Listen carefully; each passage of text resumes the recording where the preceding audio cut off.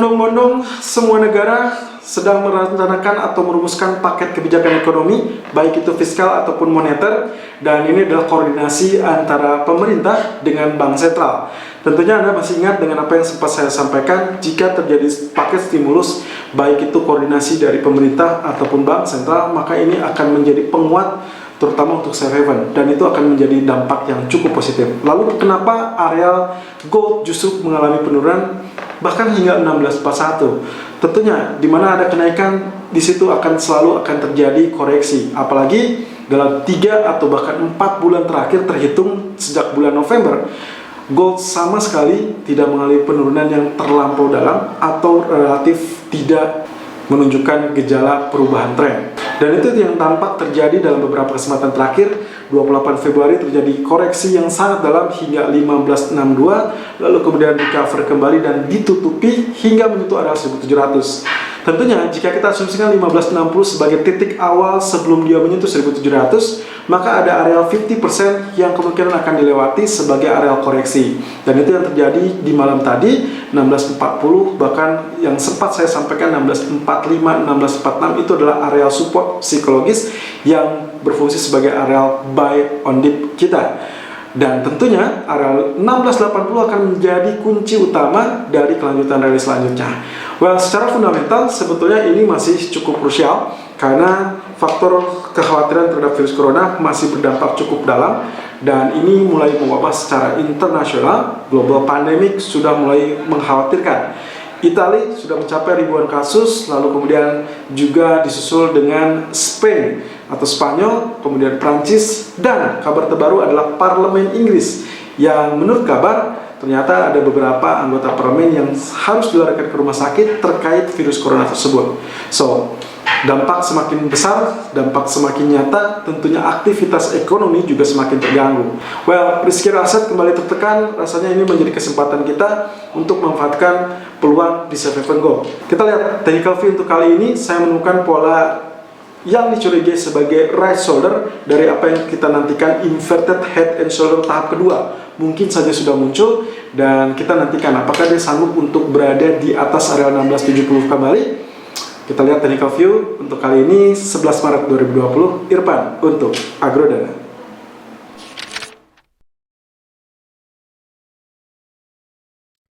Technical view gold tanggal 11 Maret 2020 per jam 12:44 waktu Indonesia bagian Barat, high 1665.10 dan low di area 1649.50, dan running price kini masih di area 1662.10. Oke, seperti apa yang sempat saya katakan kemarin, bahwa harap perhatikan area support psikologis yang kemungkinan akan menjadi area penentu dan juga baik itu support ataupun resisten ya.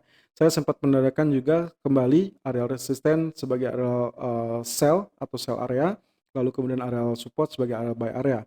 Nah, ini Anda bisa lihat di sini arealnya, suspected inverted head and shoulder untuk tahap kedua masih berjalan, dan kita menantikan area right shoulder sebetulnya, dan nampaknya ini sudah terjadi ya. Kalau misalkan kita lihat di sini swing yang sempat terjadi hingga 1641 kemarin, kurang lebih itu mencapai target yang sempat kita inginkan, walaupun sedikit tail yang ada di 41 ya, karena target kita adalah right shoulder kemungkinan suspected di area 14 atau 1645 sampai 1646, dan tentunya ini sudah menandakan area support kedua kita cukup tangguh, cukup efektif, meskipun sebetulnya syarat dari inverted head and shoulder sendiri atau head and shoulder sendiri itu berada kurang lebih right shoulder bisa equal dengan area left shoulder. Artinya walaupun kemarin masih lanjut penurunan sampai let's say 34, itu masih dianggapnya potensi untuk terjadinya right shoulder. So saya rasa ini area penarikan sudah mulai terjadi, dan kita asumsikan ini sementara waktu sebagai area right shoulder.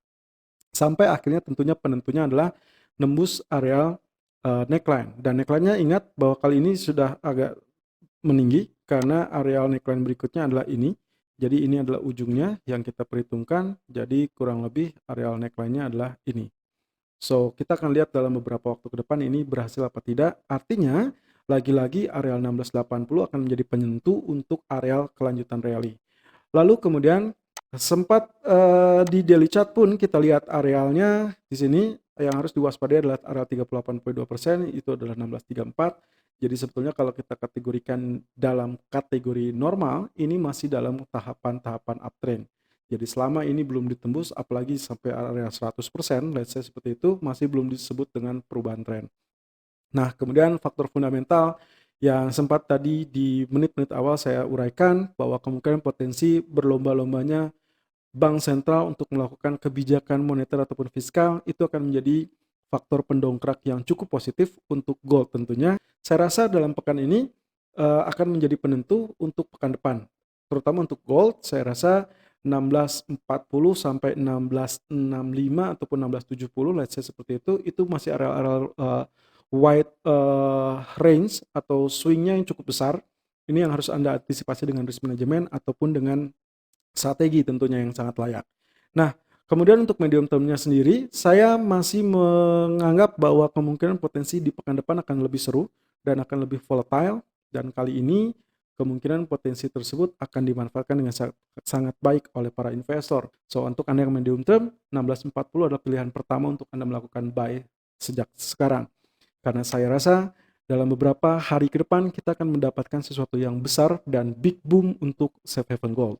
Well, untuk kemudian kalau kita asumsikan area kenaikan 1700, kita asumsikan sempat terjadi penurunan kali itu di 1560, berarti ini kurang lebih perhitungannya, Anda bisa lihat di sini, area 50%-nya adalah 1632.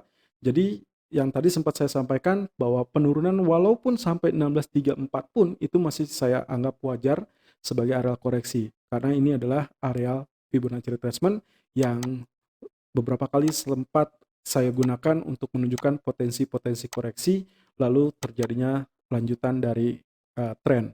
So kali ini sebetulnya secara keseluruhan area buy yang paling baik masih dalam area kemarin. Ini adalah area buy yang mungkin Anda sudah simak dari sejak kemarin dan juga tadi pagi saya sempat share ulang bahwa area ini adalah area buy yang cukup baik dan ini adalah area sell yang cukup baik. Jadi dalam beberapa waktu ke depan kita masih akan melihat hal tersebut cenderung membatasi area pergerakan. So untuk pagi ini buy on dip di area 1652.20 sampai 1654.60 dengan target pertama adalah 1660 dan target kedua adalah 1665.30. Saya pasang stop loss di area 1645.00 tapi dengan catatan jika Anda mendapatkan area buy yang terbaik artinya mendapatkan area 1645 ataupun 1646 kembali, saya harap Anda sesuaikan dengan area stop loss yang terbaru disesuaikan dengan kondisi yang terjadi di lapangan. Dan untuk nanti malam dengan data CPI yang ada untuk AS, saya rasa kemungkinan potensi gangguan rally tetap akan terjadi dan itu adalah kesempatan untuk terjadinya koreksi. Let's say 1654, 1656 kalau terjadi kembali itu adalah kesempatan untuk melakukan buy on dip. Tentunya dengan pertimbangan faktor psikologis dan juga fundamental harapan market terhadap paket stimulus. Selalu gunakan stop loss dan risk management sesuai dengan equity dan strategi trading Anda. Irfan untuk Agrodana.